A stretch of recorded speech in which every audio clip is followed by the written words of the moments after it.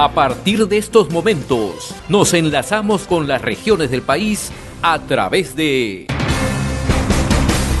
Conexión Perú. Te informamos y te acercamos al Perú. Vamos a tomar contacto inmediato con el coronel del Ejército Peruano en situación de retiro, Juan Carlos Liendo. Él es director de la Dirección Nacional de Inteligencia, DINI, experto en gestión de riesgo político. Qué gusto de saludarlo, coronel Juan Carlos Liendo. Muy amable, como siempre, muy gentil. El gusto es mío, José. Gracias por estar en tu programa. ¿Cómo está analizando en primer lugar la situación en Ecuador? Y a la par también, ¿cómo mira, a raíz de los sucesos en Ecuador, los riesgos que puede enfrentar el Perú? Sí, bueno, definitivamente Ecuador se puede constituir en un espejo para nosotros porque las condiciones de acción del crimen transnacional que se presentan en Ecuador también tienen muchos componentes que ya están acá en el Perú, no en el nivel que en Ecuador, pero ya están acá estructurándose. Y me refiero desde el empoderamiento de los grupos organizados de crimen transnacional, caso Perú como el Tren de Aragua, el crecimiento de influencia y el poder del narcotráfico y de la minería ilegal. Son componentes básicos de lo que sucede en Ecuador. Aún no llegamos al nivel de que los criminales controlan totalmente las cárceles en el Perú o que ya han infiltrado todas las estructuras del Estado que involucran el crimen. En el Perú recién estamos iniciando ese proceso, así que ya estamos viendo que Ecuador puede constituirse como un espejo para nosotros de una futura y no deseada realidad. Por otro lado, a pocas horas de haberse ocurrido estos sucesos críticos en Ecuador, ya podemos apreciar por dónde van los primeros efectos sobre el Perú. Y esto se refiere a un potente anuncio que el día de ayer noche ha hecho la Embajada de los Estados Unidos en Ecuador, anunciando un apoyo decidido de carácter diplomático, político, militar, económico, antidrogas y de inteligencia al gobierno ecuatoriano para luchar contra las bandas criminales.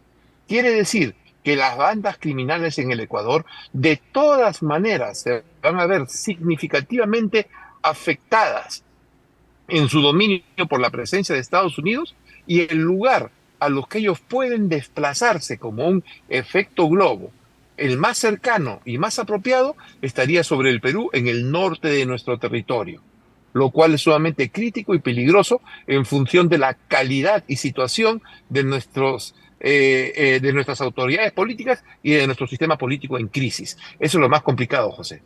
Ahora, usted acaba de citar un documento que ojalá se dé a conocer, la prensa lo dé a conocer, un documento, una apreciación de Matthew Miller, que es el portavoz del Departamento de los Exacto. Estados Unidos, ¿no?, referido al tema ecuatoriano, ¿no?, y donde, tal como Correcto. usted lo explica, puntualiza primero que va a haber una cooperación directa en materia de programas estadounidenses, es decir, Estados Unidos se compromete a apoyar directamente en todas estas acciones, asistencia de seguridad, y anuncia, quizá lo más importante, la próxima visita de una comisión de alto nivel a Ecuador. Pero allí no acaba el Con tema. autoridades importantísimas, ¿no? Ahí dicen los nombres, ahí incluso. Ya, ese es un primer aspecto. Pero el otro aspecto que tenemos que mirarlo ya es en el plano geopolítico. Ecuador Exacto. va a tener apoyo incondicional del gobierno de los Estados Unidos, en asistencia técnica, asistencia logística, punto uno. Estados Unidos ya desarrolla un plan similar en Colombia, con los Con el altibajos que ha Plan tenido, Colombia. pero es el plan Colombia. Entonces, ¿cuál es el punto más vulnerable, mirándolo de una manera realista? El Perú. Entonces, ¿cómo enfrentamos Exacto. esa situación? Bueno, definitivamente tenemos que reconocer la incompetencia, la ineficiencia y hasta la corrupción de la clase política en términos generales. Eso lo vemos día a día. Tenemos que apelar a su patriotismo o por lo menos al sentido común para que se tomen acciones concretas y efectivas. Y estas son de tres tipos principalmente, ¿no? De tres tipos que, como una opinión, podrían ayudar a tomar el inicio de las previsiones. Porque en principio, controlar una frontera que es abierta, que tiene tantos pasos, que lo domina el crimen, sin capacidades de la policía ni las Fuerzas Armadas adecuadas para ello, es una ilusión. Entonces aquí, el aspecto más importante es proteger las cárceles y no dejar que los criminales tomen el control de las cárceles, lo que ha pasado en Ecuador, ya que de las cárceles se dirigen muchas e importantes acciones criminales. Segundo, se tiene que fortalecer a la policía y a las Fuerzas Armadas en términos de estructura, de organización, de equipamiento, de equipos y evaluación de jefes policiales y militares para evitar la infiltración de los criminales. Y tercero, la modificación de la legislación, una legislación que no garantice pues los llamados derechos de los delincuentes, sino proteja a nuestros policías y militares, como lo están haciendo en el Ecuador. Son acciones inmediatas, imprescindibles y necesarias. A partir de esas tres acciones, recién se puede pensar en tener una ventaja sobre el crimen. Si no se hacen, el Perú se va a encontrar desguarnecido frente a los efectos de lo que está sucediendo en Ecuador el día de hoy. Coronel, para realizar esas tres acciones lo que se requiere es decisión política, que es lo que ha Exacto. tomado Daniel Noboa en Ecuador. Usted tiene Exacto. mucha experiencia, usted ha sido director nacional de inteligencia, es experto en gestión de riesgo político, ha estado por muchos años en los Estados Unidos. ¿Percibe usted que el gobierno de Perú, el gobierno de Dina Boluarte, tiene siquiera un atisbo para emprender alguna acción para enfrentar la criminalidad en el país?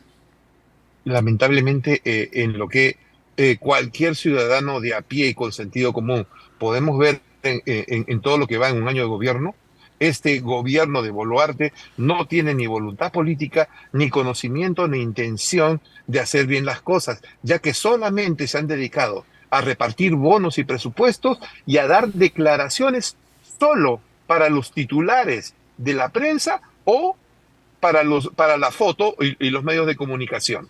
Es lo único que se puede ver en acción política de este gobierno. Recordemos el plan Boluarte, por ejemplo, que existió, que no existió.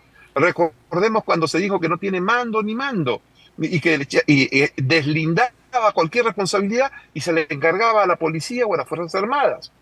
¿Cómo se puede tener seguridad en un país, control de polvorines, evitar la corrupción, si los soldados de servicio militar no ganan ni siquiera el sueldo mínimo, menos de 200 soles al mes y como una propina para un hombre que maneja armas, granadas, municiones? Hoy, en estas circunstancias, es ridículo.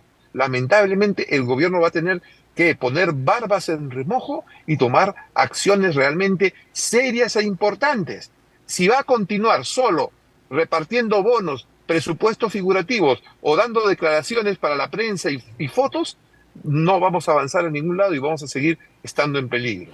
Ahora, y si esto lo extrapolamos al plano político, Ecuador ha demostrado, al margen de las posiciones políticas, una unidad en un momento crucial.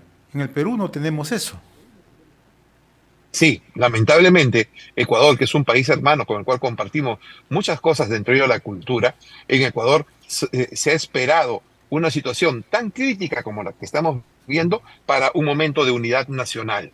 Bueno, pues no podemos esperar que nos suceda algo como Ecuador, no solo para no estar unidos, sino para que no se tomen las medidas serias del caso. Debemos, insisto, debemos ver a Ecuador como un espejo, mirar lo que nos puede pasar como si Ecuador fuese nuestro espejo y tomar medidas preventivas. Y aquí el llamado de atención es principalmente a los políticos, a quienes tienen la responsabilidad por su cargo, por las funciones que cumplen, de tomar decisiones serias. Basta ya, señores, de ineficiencia, incompetencia y corrupción, que eso solamente alimenta al crimen y nos pone a los peruanos en mayor condición de inseguridad. Ese es un problema muy grande que tenemos, José. Coronel, la medida que está tomando el presidente Noboa en Ecuador, hay quienes señalan que se asemeja mucho a las medidas que se adoptaron en sus momentos en el gobierno de Bukele, ¿no?, en ese país, ¿no? ¿Cómo percibe usted ese tema? ¿Hay muchas similitudes? ¿Hay, digamos, Sí, rasgos hay una similares? similitud. Sí, hay rasgos similares, pero recordemos que recién está iniciando.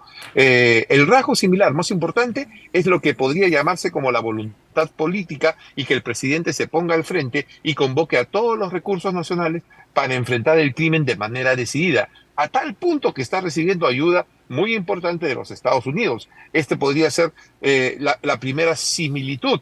Hay, sin embargo, un aspecto preocupante a tener en cuenta, que el gobierno ecuatoriano está considerando estas circunstancias como un conflicto armado interno, que de esta manera le otorga estatus beligerante a los delincuentes, sujetos de derecho y de carácter transnacional, que no se ajusta a los principios de lo que vendría a ser en el derecho internacional humanitario la naturaleza de las acciones que están haciendo estos delincuentes criminales en Ecuador.